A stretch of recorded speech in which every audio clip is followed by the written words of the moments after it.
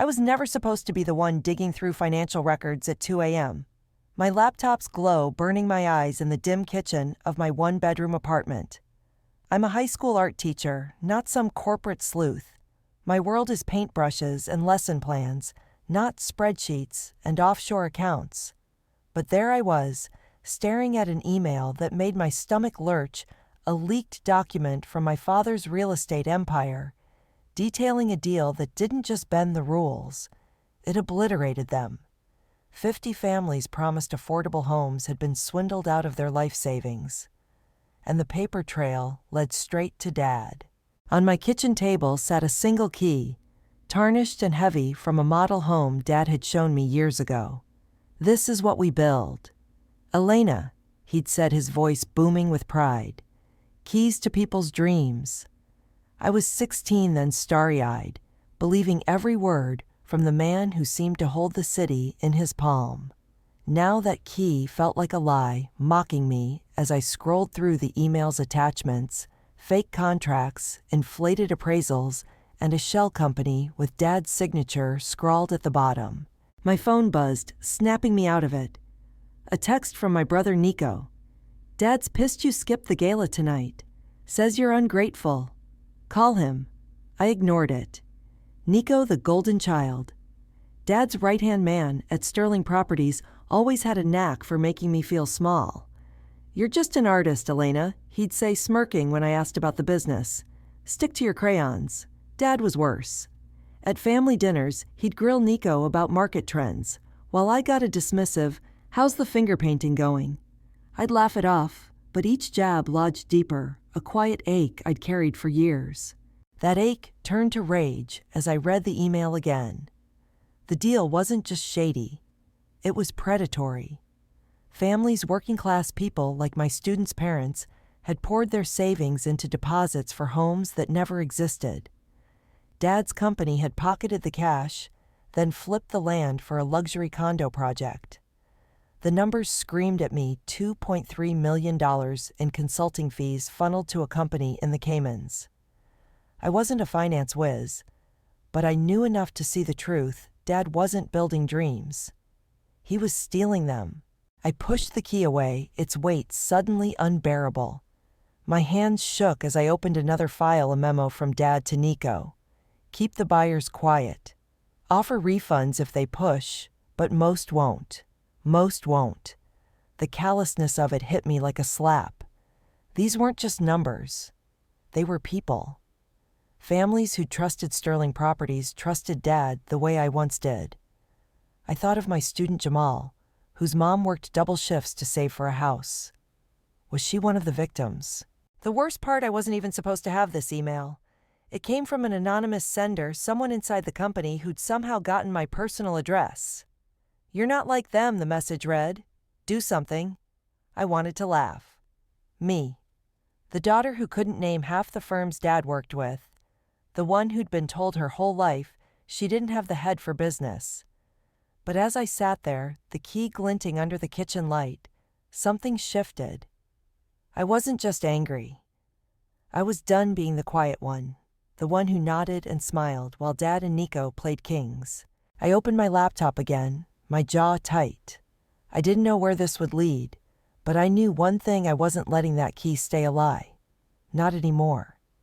The next morning, I woke up with a headache and a pit in my stomach that no amount of coffee could fix. The key still sat on my kitchen table, catching the sunlight like it was taunting me. I hadn't slept more than a couple of hours, my mind replaying that email, Dad's signature, and Nico's text. I wanted to believe it was a mistake, some clerical error I could explain away. But the numbers didn't lie, even if my family did. I shoved the key into a drawer out of sight and headed to work, hoping my classroom could be a refuge. Spoiler, it wasn't. Teaching art to 10th graders usually grounded me. Their messy sketches and earnest debates about color theory reminded me why I'd chosen this life over Dad's world of glass towers and power suits. But today, as I handed out charcoal pencils, I kept seeing Jamal's face. His mom had come to parent-teacher night last month, her eyes tired but hopeful, talking about saving for a house in a good school district. I'd smiled, said all the right things. Now I wondered if her deposit was part of the $2.3 million Dad had siphoned off. The thought made my chest tight, like I was complicit just by being his daughter. At lunch, I hid in the staff room scrolling through my phone to avoid thinking. Big mistake. Nico had posted photos from last night's gala Sterling Properties annual showcase, where Dad played benevolent tycoon to a room full of investors. There he was grinning in a tailored tuxedo at his side, clinking champagne glasses. The caption, "Building the future one deal at a time." I wanted to throw my phone across the room. Building the future more like robbing people of theirs. I'd skipped the gala like I'd skipped every company event for years. Dad always invited me, but it was a formality, not affection. The one time I'd gone 3 years ago, I'd worn a thrift store dress and felt like a prop. Dad introduced me as my daughter, the teacher, his tone dripping with pity, like I'd failed him by not joining the family business. Nico was worse, cornering me by the bar to lecture me on wasting my potential. "You could be running deals with me, Elena," he'd said, "but you're too busy playing with glitter." The memory still stung, not because I wanted their approval, but because I'd spent so long pretending it didn't hurt. That's the thing about being the odd one out in a family like mine. Dad and Nico thrived on control, on being the ones who called the shots. Me, I was the quiet one, the one who smiled through their jabs, who let them think I was too soft to push back. Growing up, Dad would praise Nico's killer instinct, while telling me to stop overthinking whenever I asked about his work. "You wouldn't get it, Elena," he'd say, waving me off. "It's not your thing." Over time, I stopped asking. I built my own life, my students, my art, my tiny apartment with its mismatched furniture. But no matter how far I distanced myself, I couldn't escape the weight of being a Sterling. Back then, I thought Dad's dismissal was just disappointment in my career choice. Now, staring at that email last night, I saw it for what it was: manipulation. He didn't want me asking questions because I might see through the cracks in his empire. And Nico. He wasn't just Dad's shadow. He was his enforcer, keeping everyone in line, including me. The gala photos, the texts, the constant digs, they weren't just brotherly teasing. They were reminders to stay in my lane. By the time I got home from work, I was raw, like a nerve exposed. I pulled the key out of the drawer, turning it over in my hands. It wasn't just a symbol of Dad's lies anymore. It was a reminder of every time I'd let him and Nico make me feel small. I thought about calling Dad, demanding answers. But I knew how that would go. He'd laugh, call me dramatic, maybe throw in a "you're out of your depth" for good measure. Nico would back him up, like always. No confronting them head-on was a losing game. If I was going to do something, I needed to be smarter than that. I opened my laptop, the anonymous email still sitting in my inbox. Do something, it said. But what I wasn't a lawyer or an accountant. I didn't know the first thing about real estate fraud, or how to prove it. All I had was a gut feeling and a folder of documents I barely understood. I clicked through them again, my heart sinking. The jargon escrow accounts, title transfers, LLCs was a foreign language. I felt like a kid trying to solve a puzzle with half the pieces missing. Then I noticed something, a name buried in one of the contracts. Marcus Tate, a real estate attorney who'd signed off on the deal. I'd never heard of him, but his name was everywhere on appraisals permits, even the shell company's registration. If anyone knew what was going on, it was him. I Googled him expecting a slick corporate headshot. Instead, I found a bare-bones website for a small law firm with a bio that mentioned advocating for fair housing. Fair housing. That didn't sound like someone who'd help Dad scam people. I hesitated, my cursor hovering over the contact button. Reaching out felt like crossing a line I couldn't uncross. What if Marcus was in on it? What if he told Dad I was sniffing around? But then I thought of Jamal's mom. Of all the families who'd trusted Sterling Properties, of the key in my hand, that should have opened a door to a home, not a nightmare. I typed a short email, vague, but pointed. I have questions about a Sterling Properties deal. Can we meet? I hit send before I could second-guess myself. As I closed my laptop, the weight of the night settled over me. I wasn't just fighting Dad's lies or Nico's smugness.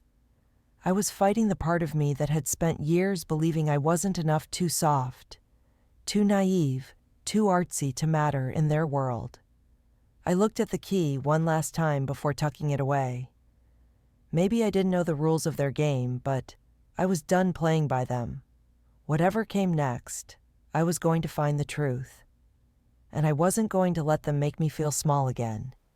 2 days after I sent the email, I was sitting in a cramped coffee shop across from Marcus Tate, my hands wrapped around a lukewarm latte I hadn't touched.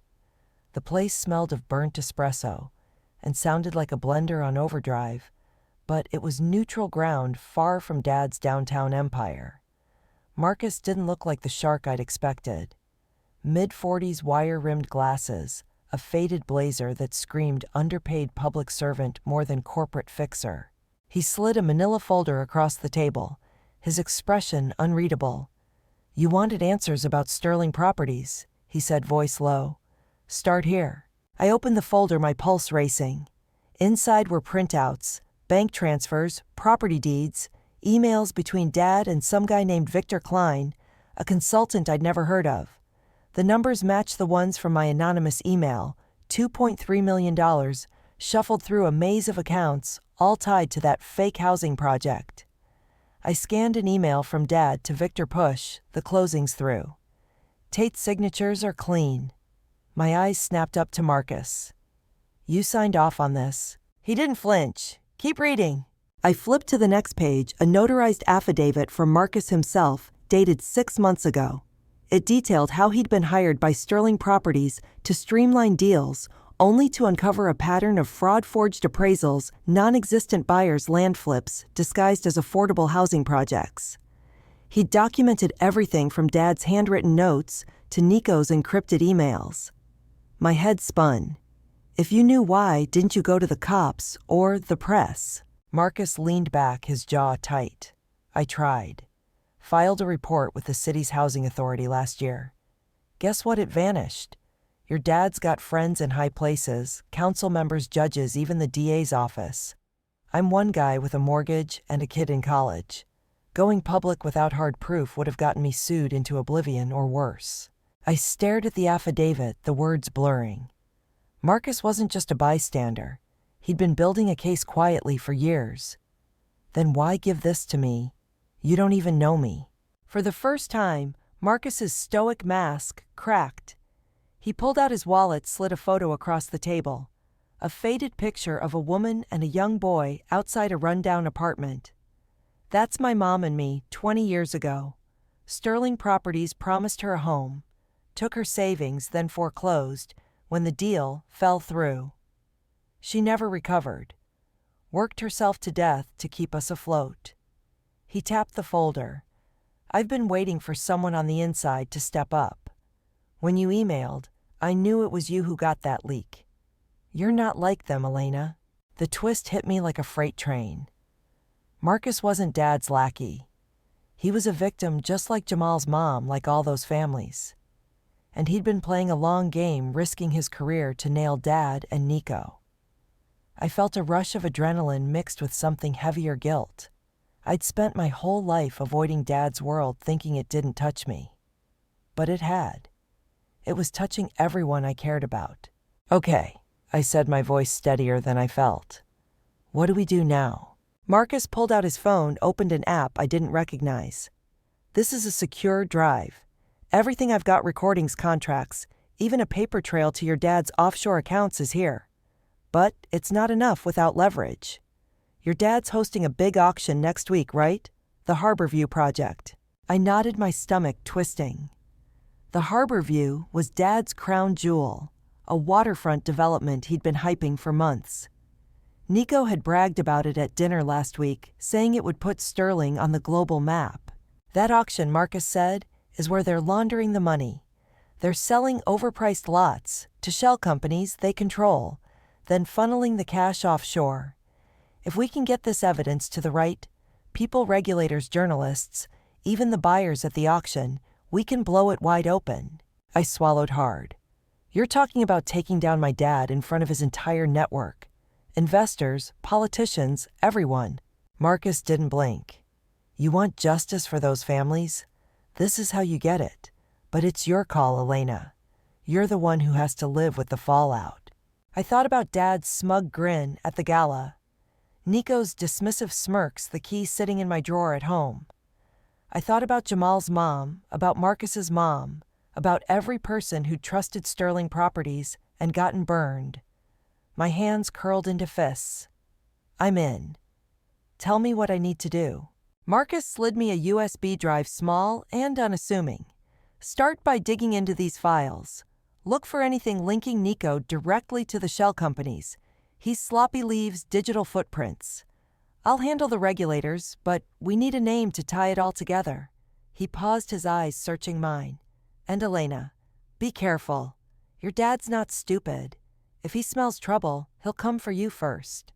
I left the coffee shop with the USB drive burning a hole in my pocket and Marcus's folder tucked under my arm. My phone buzzed as I hit the sidewalk, another text from Nico. Dad wants you at the office tomorrow. Says it's time you contributed. Don't flake. I froze. Dad never asked me to the office. Was he suspicious?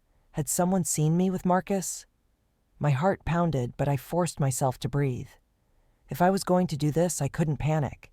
I needed to be the Elena they didn't expect, the one who didn't back down. That night, I sat at my kitchen table, the key in front of me again. I plugged in the USB drive, Marcus's files, lighting up my screen. Names, dates, transactions, hundreds of them, a web of lies Dad had spun for years. I wasn't a lawyer or a detective, but I was done being the daughter who stayed quiet. The auction was in 6 days. 6 days to find the proof Marcus needed. 6 days to turn that key from a lie into a weapon. The week before the Harborview auction felt like running a marathon with a target on my back. Every night, I pored over Marcus's files, my apartment a mess of coffee mugs and scribbled notes. I wasn't sleeping, barely eating, but the deeper I dug, the clearer the picture became. Nico was the weak link, just like Marcus said. His emails were careless, cocky, even bragging to Victor Klein about creative accounting and dummy buyers for the auction. One email made my blood run cold. Dad says keep Elena out of it. She's too nosy for her own good. So Dad was watching me. I double-checked my locks that night, the key on my table feeling heavier than ever. Marcus and I met twice more, always in different spots. A park bench, a crowded diner, to avoid suspicion.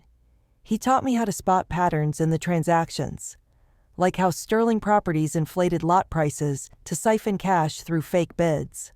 The auction's their endgame, he said, sketching a flowchart on a napkin. They'll sell to their own shell companies, then claim the profits as consulting fees. We need to expose it live in front of everyone. His plan was bold: leak the evidence to regulators and journalists, then use the auction's live stream to broadcast the truth to buyers and investors. My job was to get inside the event, blend in, and signal Marcus when the moment was right. Getting in wasn't the problem. Dad's summons to the office had come with an invitation, more like an order to attend the auction.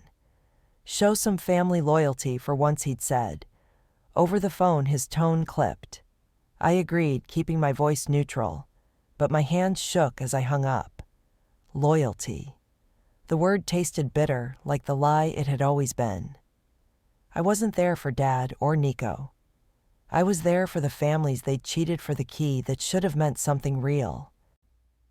The night of the auction, the Harborview venue glittered like a jewel, all glass and chrome overlooking the waterfront. I wore a black dress I'd borrowed from a friend, understated, but polished the USB drive tucked into a hidden pocket. The key was in my clutch, a quiet reminder of why I was doing this. Inside, the room buzzed with power investors in tailored suits, city officials with practiced smiles. Nico working the crowd like he was born for it. Dad stood at the podium, commanding attention, his voice booming about transforming the city's future. I stayed in the shadows, my heart hammering, scanning for Marcus. He was posing as a tech consultant, fiddling with the live stream controls in the back. I mingled, forcing small talk with people I barely knew, my eyes darting to my phone. Marcus had sent the files to a local investigative reporter and the state's real estate board that morning, but we needed a spark to ignite the room. That spark came sooner than I expected. Halfway through Dad's speech, my phone buzzed a text from an unknown number. Check the live stream comments. Now. I pulled up the auctions feed on my phone, my breath catching. The comment section was exploding. Fraud, Sterling's a scam. Where's my deposit? Someone, Marcus, I realized, had seeded the comments with snippets from our evidence linking to the leaked documents. Buyers in the room started checking their phones, murmurs rippling through the crowd. Dad faltered at the podium, his smile tightening.